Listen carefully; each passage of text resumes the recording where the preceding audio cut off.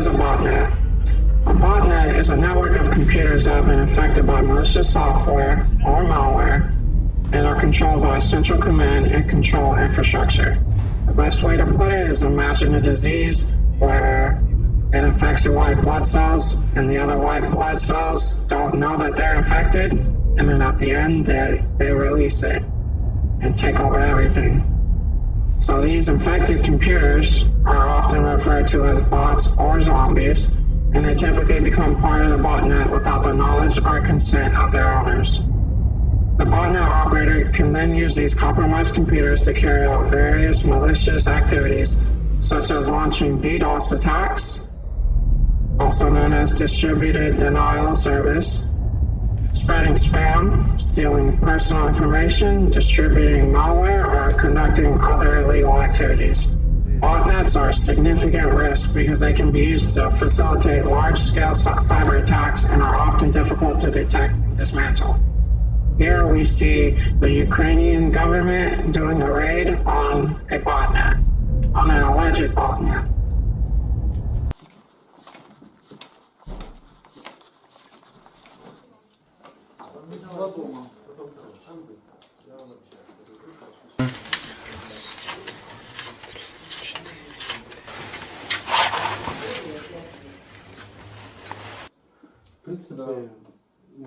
Департаментом кіберполіції. Коментування даної хакерського угрупування були залучені правоохоронні органи різних країн світу. На території нашої держави було задокументовано 2 громадян, які створили злочинний осередок, налаштували серверне обладнання та адміністрували з технічного боку розповсюдження бот-мережі Емотет. Під час проведення активної фази операції на територію нашої держави було запрошено представників правоохоронних органів Сполучених Штатів Америки, Німеччини, Великобританії та Нідерландів. Документування даної злочинної діяльності відбувалося в рамках матеріалів кримінального провадження за процесуального керівництва Офісу Генерального прокурора та безпосередньо слідчих Головного слідчого управління.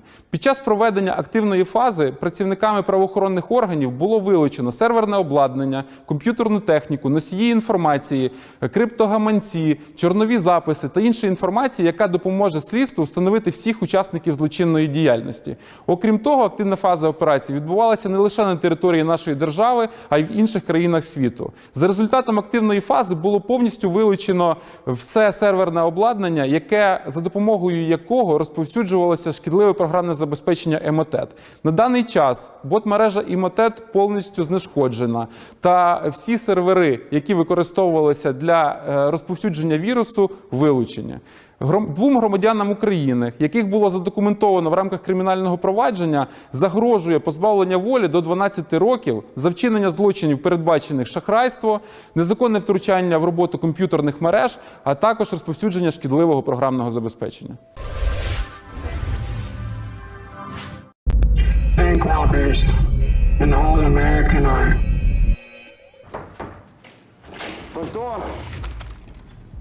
Front door! Hey, you guys open?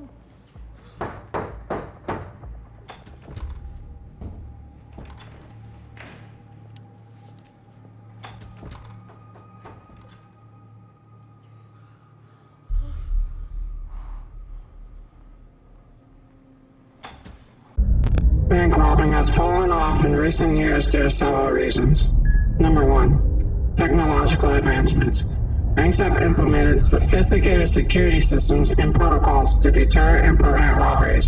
These include CCTV cameras, alarm systems, access control systems, digital surveillance, and improved communication networks. These advancements have made it much more difficult for robbers to penetrate and escape without being detected. Number 2. Increased law enforcement efforts. Law enforcement agencies have become more efficient and proactive in tackling bank robbery crimes. They have implemented specialized units, such as FBI's task force for bank robberies, and dedicated investigative teams to focus on preventing and apprehending bank robbers. The collaboration between local, state, and federal law enforcement agencies has improved intelligence sharing and coordination, making it harder for criminals to successfully rob banks. Number 3, stiffer penalties and sentencing. Let me just ask you guys something. Why would you risk going into a bank with a weapon, right? Risking having to take someone's life for money when you could sit at home, rob a bank from a whole different country, and potentially blame it on someone that's in a different country from where you're at, where the bank is at, and blame someone else who lives in a completely separate place from both of those. So, the legal consequences for bank robbery have become more severe and deter potential criminals. Harsh penalties, including lengthy prison sentences, have been implemented to discourage individuals from engaging in this type of crime. Additionally, the implementation of mandatory minimum sentences ensures that convicted bank robbers face significant time behind bars.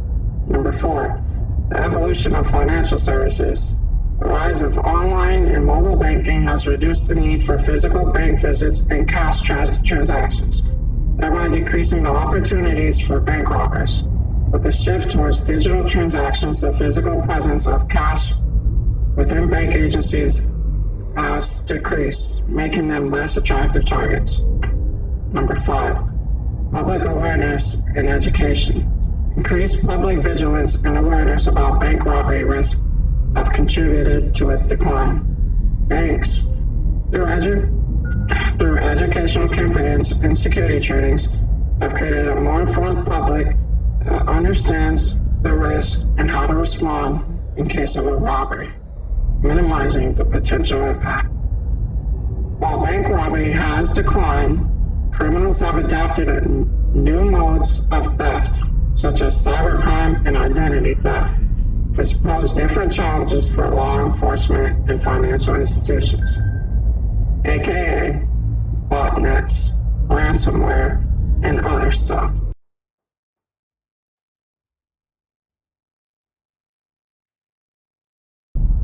Different uses for botnets. Number 1, robbing banks.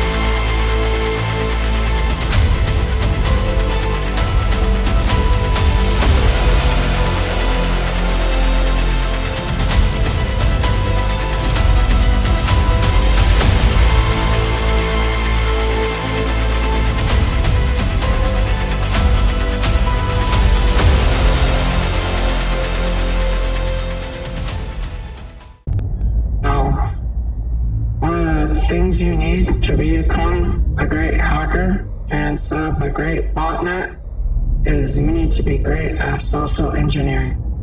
And that is just a fancy way of saying being a commoner. You have to have a way with words to be able to trick someone into installing malware, spyware on their computer to turn their computer into a zombie. So what is social engineering? Best way I would put it is, I'll give you a bad example of social engineering. Those I'm a prince from Nigeria scams. Those are bad ones. A good social engineer would be,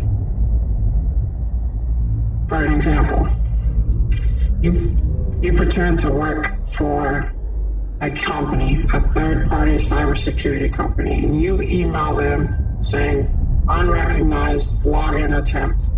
Click here to verify.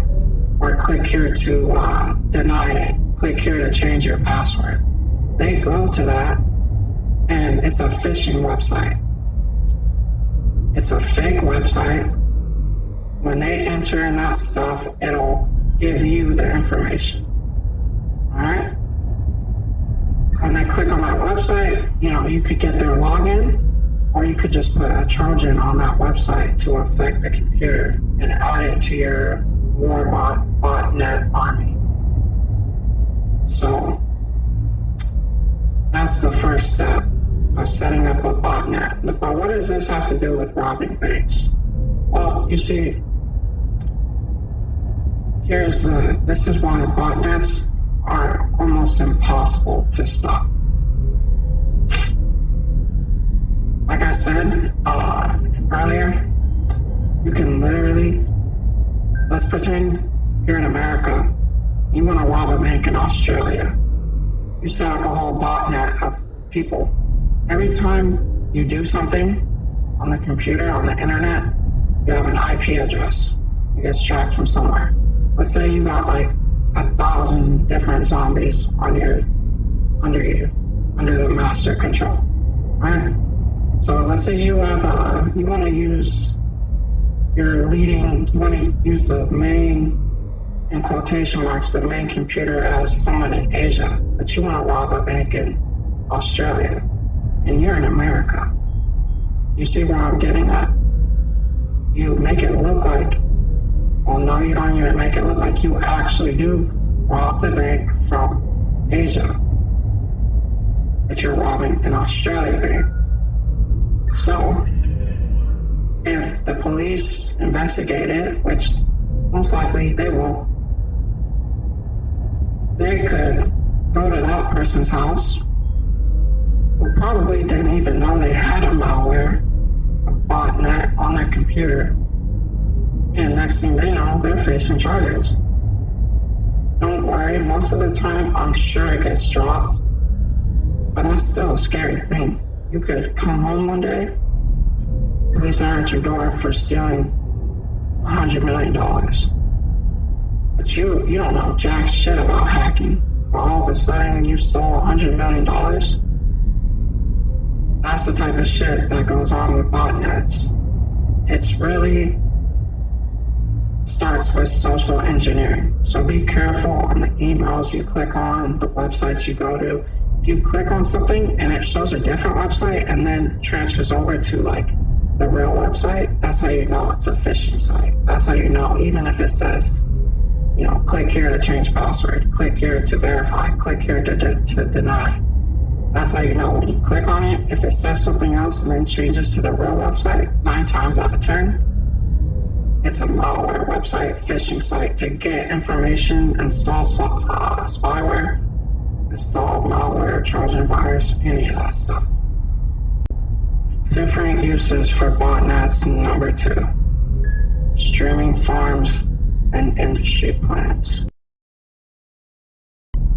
Now, how can people use a botnet to get more listeners on their music, or get fake followers, or anything social media related? Well, you see, a botnet can be anything from phones to computers. It can even be cameras, wireless routers. Anything that connects to the internet can become part of the botnet. So, you see,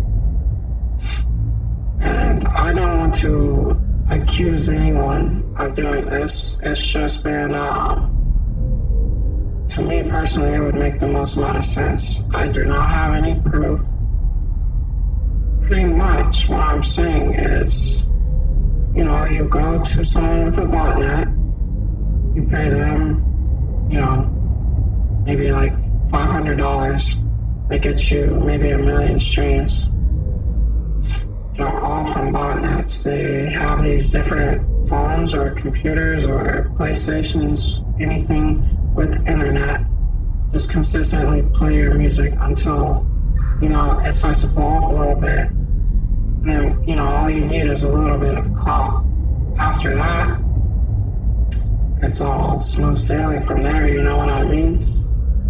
Like if, and I'm not accusing anyone of anything, but whenever you pay for bots or fake followers, fake anything, you're more than likely investing in a botnet. You're more than likely paying someone for that.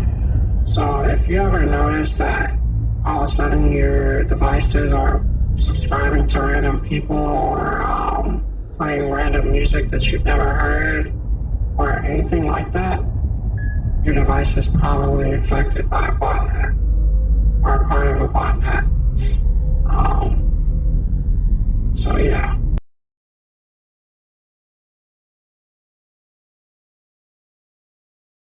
Chances are, in the fall of 2012, your bank's website was taking extraordinary abuse from the DDoS attack known as Operation Ababil. There's a lot of attackers out there that want to bring large institutions down. I'm Domingo Ponce, Director of the Americas for Akamai Security Operations Center. When I started, we were fighting anonymous. There was a lot of hacktivist type of attacks, and now we're fighting state-sponsored stuff. Though the attacks were some of the largest ever recorded, as much as 10 to 20 times the volume of traffic normally seen, Akamai deflected the illegitimate traffic onslaught and thwarted widespread disruption. Everybody was a little bit excited because, when you get threats out there, you wonder if it's going to be legit or if it's not going to be legit. And when the attacks started coming in, the SOC was, okay, here it's happening. Perhaps more disturbing than its size was its method. Instead of exploiting individual computers, attackers enslaved thousands of high-powered servers, linked them together into a botnet army, and instructed them to attack. Before, it was just normal SYN floods that could get mitigated by a simple challenge mechanism because it's spoofed, it's a fake IP address. It was the first time we've seen a botnet that size that was legitimately sending traffic out and responding to our challenge mechanisms. Whenever zero-day attacks come in and there's something out there that's brand new, we find a means to mitigate it, we find a countermeasure and we put it in. Anybody who's being protected by us is now going to be protected for that particular attack. At the end of the day, what it's all about is about fighting attacks and coming out on top, winning. Distributed denial of service, also known as DDoS attacks. Those are situations where you get a bunch of infected computers to send a bunch of overloads, bunch of pings pretty much to a server. This can be a website, this can be like the PlayStation servers, this can be like that example from the last video, or it can be, as you're seeing right now, the Federal Reserve as well. Now, DDoS attacks are deadly because you can integrate it with stuff that we will discuss in another video, because otherwise this video is going to be too long. But DDoS attacks are super illegal, and not all DDoS attacks are caused by botnets. But all botnets can do DDoS attacks. If that makes sense to you. Yeah, we're going to have to do a part 2. And I will talk about some other methods and how you can protect yourself from a botnet and potentially getting infected by a virus.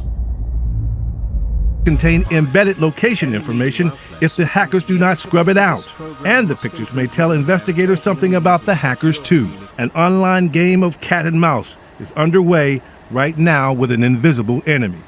Pierre Thomas, ABC News, Washington.